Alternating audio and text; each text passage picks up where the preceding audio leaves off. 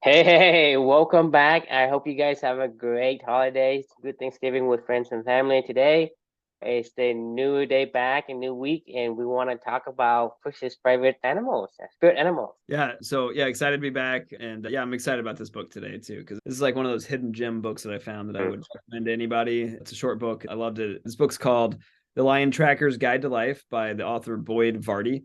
The book's about Boyd, who's a lion tracker, and he's also a life coach. So he grew up in the South African bush. He grew up on a safari kind of place. So he spent a lot of time out in the African bush and tracking animals and being with the trackers. And he finds a lot of similarities in life to tracking as to the quest that you're on in your own life. And he draws Right. the parallels between the two of being a life coach and also being a tracker and how to track your own life kind of thing. And, the ingredients for living a meaningful life. It's a great book. I really enjoyed it.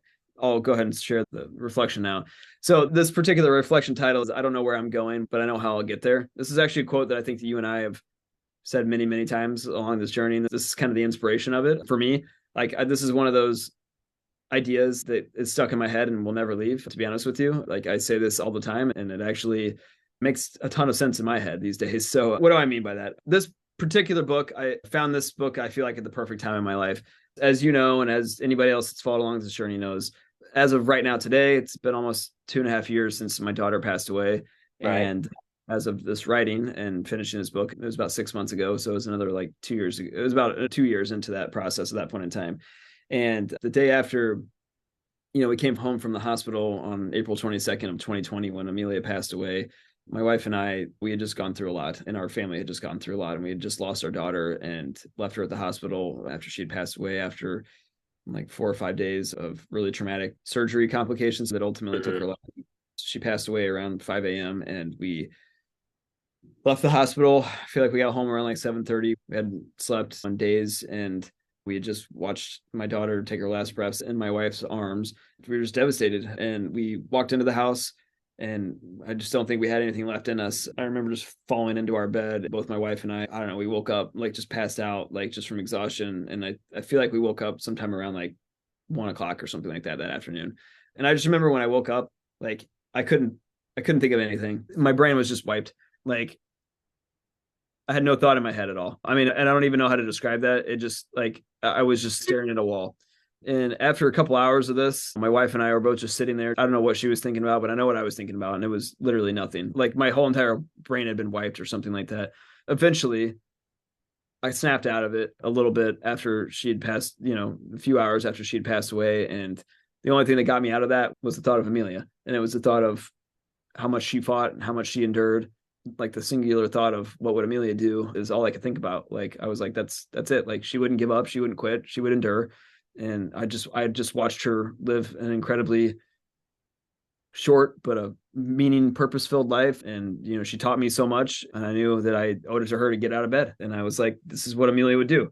That moment was the moment that this year magical learning journey started. I forced myself to go read something, to go do anything, to go write a little bit in my journal to her, and to try to do best I much as I could to help my wife on that particular day and get out and take a walk. And yeah, from that moment on, I've spent the better part of the past, after reading this book, like what I've realized was like that was the first track that I got from Hmm. Amelia. That was the value of endure at that point in time. And that was she left it there for me to say, like, hey, go, we don't know where we're going, but just follow this track. We'll get through it. I spent the better part of the past 2 years just following Amelia's tracks. That's what I do with her every single day. That is living for two for me. It's like I feel like I just continue to chase her around, and she leaves me a nice little value somewhere, and I go find it, explore it, Hmm. and Hmm. spend time together. And then I keep chasing her. And as you know, like lions have always been like this spiritual animal for me. I've always, it's always been something really near and dear to my heart. Like cover of my book is the mural from her nursery, little lions all together. And her code name in the NICU was Lion. And her first stuffed animal, the little lion from the safari of the head of neonatology at Riley Hospital for Children.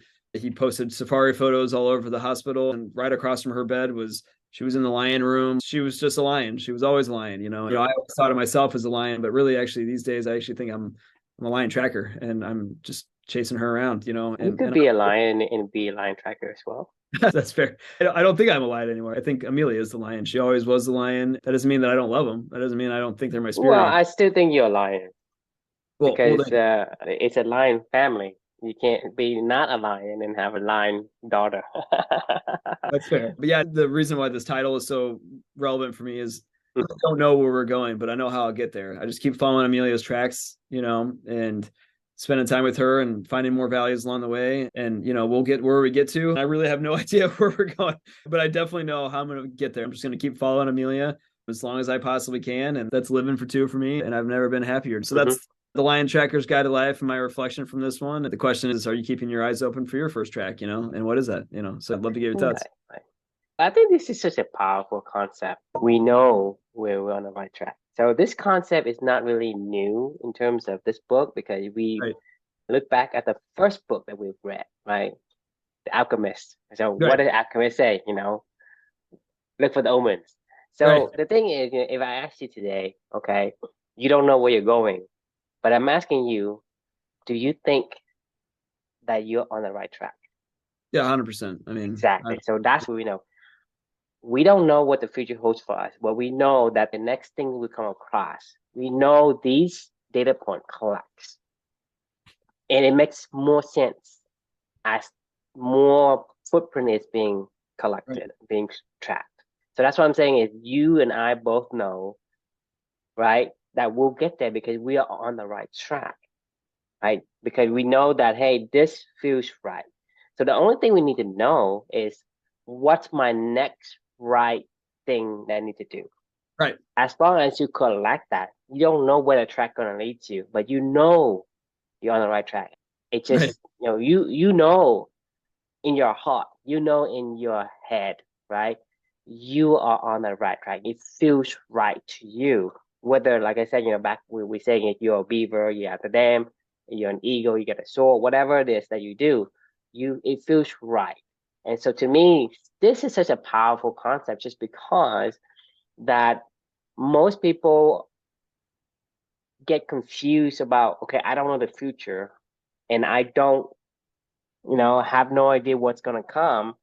So I'm going to do things that is, whatever, when somebody is throwing me some kind of a sign or some kind of influence, I go with them. I don't decide for myself whether that is fitting with my core value. Does it feel right with me versus what this is how society is? A lot of time we're talking about, going to daycare and your parent, you're talking to other parents, they don't like the daycare and they don't send their kids to it, but they say, well, that's how it is. That's this What life, it right? is. Yeah, And right. that's the problem is you have these If it doesn't feel um right, it's not right. it It's doesn't feel not right. right. It's not right. You're not looking at the line's footprint. You look at some other footprint. I mean, if you're a line tracker, yeah, you're looking for a line footprint. You're not looking for a gazelle footprint or a hippo footprint or an elephant footprint, right? That's what I'm saying is you know your core values and you know what feels right to you, right? And so having that concept is you don't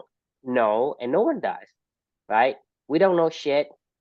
I don't know shit. You don't know shit. We don't know the future, what the future holds for us. And that's the point. But the opposite of that is we know whether something make us feel in the right place or not. And that to me is the most important thing. You have to watch out for the omens. You have to look out for the sign. And those signs is going to give you a feeling of, yeah, I'm in the right place or no, I'm not. I agree. I mean, it's all about like being open and receptive and watching because there's always tracks being laid everywhere, right? And so there's line tracker, there's line tracks, and there's hippo track, and there's Right. gazelle track. What you're tracking has to resonate with what you value, Right. right? Because you can say, hey, I can pick up endure, right, from your daughter, and your daughter leaves you this endure footprint, and you pick it up. Or you can go and pick up somebody else, and hey, this is grit or rice grind and Right. repeat or eating the frog or whatever. Which one is the right omen for you? And so that's what I'm saying. It's important for us to know, do we feel right about this or we don't? And in order for you to understand and feel the right feeling, you need to know what is the footprint. When Right. you have to know what a line footprint looks like, right? Yeah. Because Well, just that's what because the author says in the book. He talks about if you don't know where to begin to track a lion, just look for any first track and begin. For me, like I like when Amelia left her first track for me, I could have sat around for I had every right to sit around and wallow in misery for as long as I damn well wanted to. I just lost my firstborn child, you know. But the thing is, you got to start somewhere, right? And when you see it, you see it. You got to be open to these things. Like you were just talking about daycare. We went to this grandparents' day on Wednesday last Mm-hmm. week, Thanksgiving, and it was such a good community of people. The daycare is called the Little Lion Daycare. And even just thinking about this stuff right now, it's like Amelia even let him there. Like, I have no idea how we even got into this daycare. I don't want my son to go to daycare, but I have no idea how we even got into this daycare. It's the perfect place in theory, right down the street from our house. It's at a Catholic grade school, great community of people. It just opened up and now has a massive waiting list, but we happen to know the right people and was able to get him into this tiny little daycare for us. So Amelia's trying to tell me it's going to be okay. Like, he's going to be fine. She's watching over him. You know, I know it's really Mm-hmm. sucks and I don't really want him there. And I know there's other ways that we could do this stuff. Like you were saying, like it didn't feel natural for the first couple of weeks and I was fighting it, but like, you know, once again, you got to be open to the, you know, open to the, listen to the omens, right? You know, Right. and we started this with the alchemist at the beginning, and you only catch tracks when you're focused, right? Like when you're locked in, when you're on the trail and you're looking for Mm-hmm. the trail. I mean, you got to Right. be looking for the omens. You got looking for the track, the footprint, the sign, whatever it is that you're looking for. You have to be open and receptive of the sign, because if Right. you just blocks it out, I mean, it doesn't matter if it's under right, right under your nose, you still won't know it. I mean, you don't see what you're not looking for. And so if you're looking for a sign, I mean, there's signs everywhere. And that's the thing is, having the ability to know that whatever sign you get makes sense to you. You see, a line makes sense to you. You go there, Right. because if you see something else, it's not yours. It's not your tracks. But that's the thing is, I mean, that's one of the things that people don't understand is people are trying to predict the future, trying to blame. Life is what you make of it. No one knows what the future holds. But each of the omen, each of the sign that we see and observe when it makes sense to us, we just follow that path. And that path will lead you to where you need to be. Like you say, you don't know, I don't know where I'm going, but I know how I can get there. Just follow the track and I will be where I needed to be. Right. Exactly. Yeah. And for me, like it's changed everything. Like as I said, I've told you this and I've told anybody this these days. Like I don't set goals anymore. Like I don't mean that in like a, you know, it's wrong to set goals or something like that. I just don't know where I'm going. Like I don't know what goal I would even set at this point in time. The only goal that I set is to try to spend as much time and following my daughter's tracks. Mm-hmm. And we'll get to where we're going. And I don't know where the fuck that is. And that's okay. I just know that if I'm And with that's the her, I'm point. No one right. Right. knows where you're supposed to end up, right? Because I can't even believe that we're where we are right now. Like, you know, where you and I are talking to each other, like the company that I work for now and what I'm doing every single day. I just got off a really meaningful conversation with one of my employees right before this, it like I have no idea how I got here. Like, and that's okay. Like I don't need to know. Like we're just keep going, and keep having these conversations with you every night and keep reading more and more books and keep writing more and more reflections and keep learning, doing stuff with my daughter, and we'll see where we get, yeah, And just find the next clue. And that's, if you collect the first clue, the first footprint, right? Then you collect the second one. How does it make you feel? Like you're saying, you just had a great conversation with one of your employee. It feels good. You know you did the right thing. right, That's my point. Whether or not you're on the right track, you don't know where the track gonna lead you to. Whatever the destination is, you don't know, and no one does. right. But you know, and you feel, and you think you're on the right track. I mean, those are your guides. It guides you to say, okay, am I on this particular track? And is it the right track? I mean, it's the right track for me. Only I can tell. Versus, somebody else is on their own track. No 100%. one, no Yeah. one knows the future. No one knows the future at all. But we do know whether something that we have, like right now, we have these data points, these footprints. Does this footprint resonate with you or it doesn't? That's all you can do.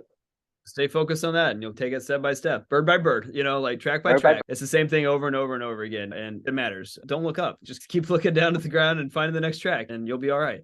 I wanted to finish this with saying Your Magical Learning book cover is going to be me tracking my tiny little lioness through the African bush. When we're done with Yeah, this is going to be the book cover. But yeah, just it sounds really good. I really like that. Just it represents what we have been doing in the past year and a half or 2 years. We are Yeah. basically tracking. You and I have no idea where this is going to lead, but we know that we feel right Right. when we are reading books and talking about our lessons we've learned, and we are growing, and we're just tracking this lioness that went before us and Right. just giving us track, and we just follow her. And to me, it feels right to me. It feels like I'm on the right track. I think I'm on the right track. And so that's all that matters to me. I don't really know what the future is going to hold, and doesn't matter to me. 100%. So unfortunately, we have to have an abbreviated one today because of other things going on. But that was a great conversation. Thanks for tuning in. And a question we can leave for you all is: are you keeping your eyes open for your first track? And if so, let us know what it is. And we'd love to learn more about it. Thanks Yeah. for joining us, and we will see you all tomorrow. See you tomorrow. Good night.